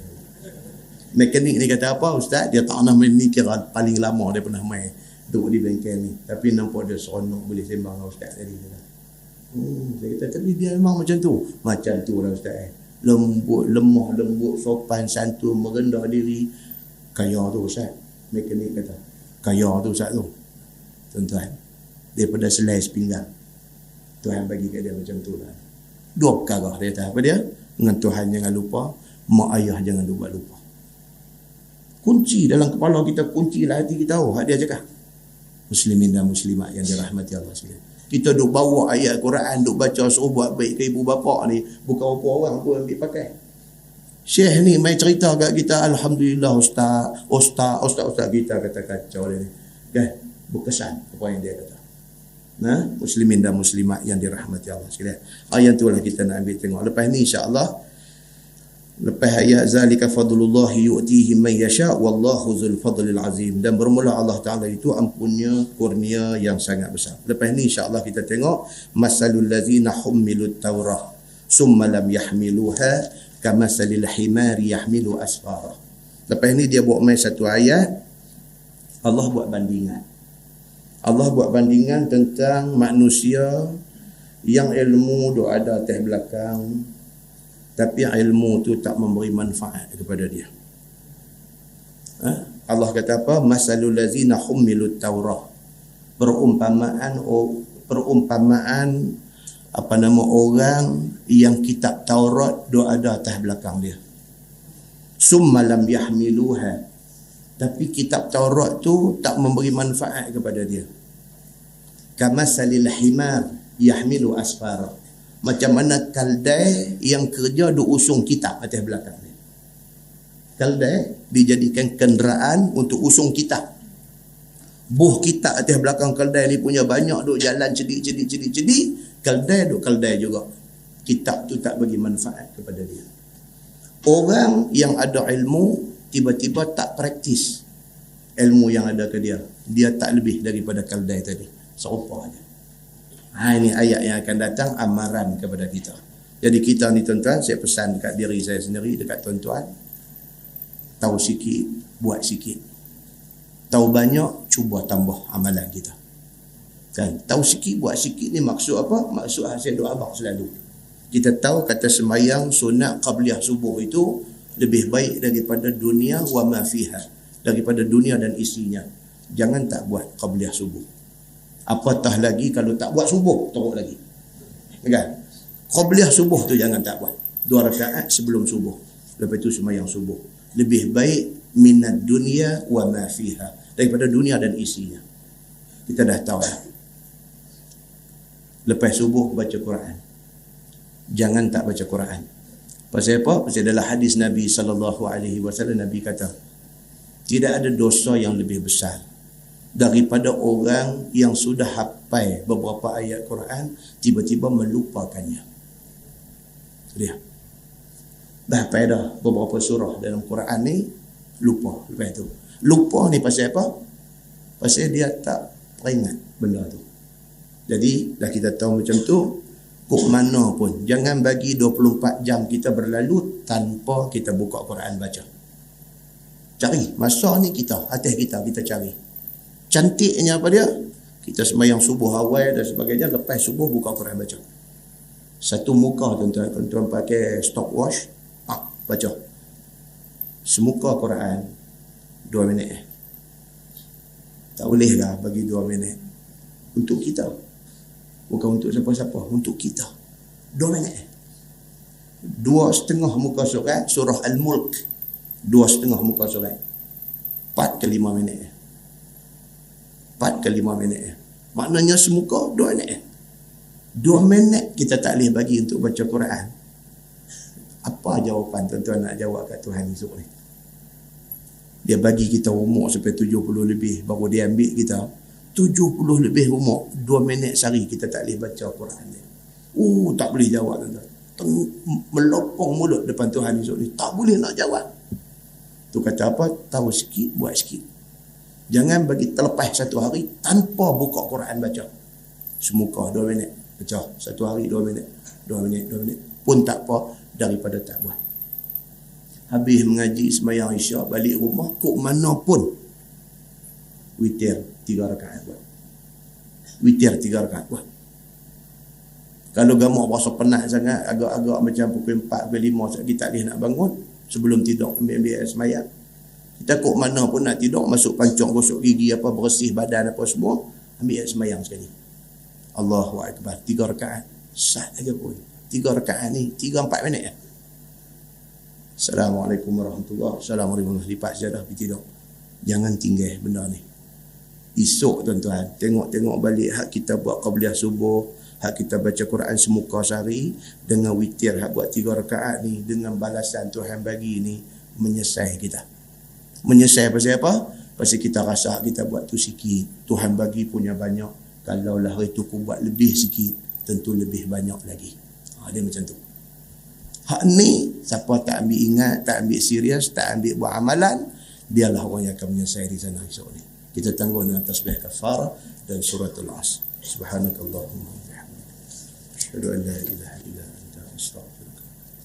Bismillahirrahmanirrahim. Wal 'asr. Innal insana lafi khusr. Illa allazina amanu wa 'amilus salihati wa tawasaw bil haqq. اللهم صل على محمد في الأولين والآخرين وسلم ورضي الله تبارك وتعالى عن ساداتنا أصحاب سيدنا رسول الله أجمعين. بسم الله الرحمن الرحيم. الحمد لله رب العالمين حمدا يوافي نعمه ويكافئ مزيده. يا ربنا لك الحمد كما ينبغي لجلال وجهك الكريم وعظيم سلطانك. رضينا بالله ربا وبالإسلام دينا وبمحمد نبيا ورسولا. اللهم افتح علينا فتوح العارفين وارزقنا فهم النبيين بجاه خاتم المرسلين. اللهم فقهنا في الدين وعلمنا التأويل واهدنا صراطك المستقيم. اللهم أرنا الحق حقا وارزقنا اتباعه وأرنا الباطل باطلا وارزقنا اجتنابه. اللهم اجعل جمعنا جمعا مرحوما وتفرقنا من بعده تفرقا معصوما. وصلى الله على محمد وعلى آله وصحبه وسلم والحمد لله رب العالمين. السلام عليكم.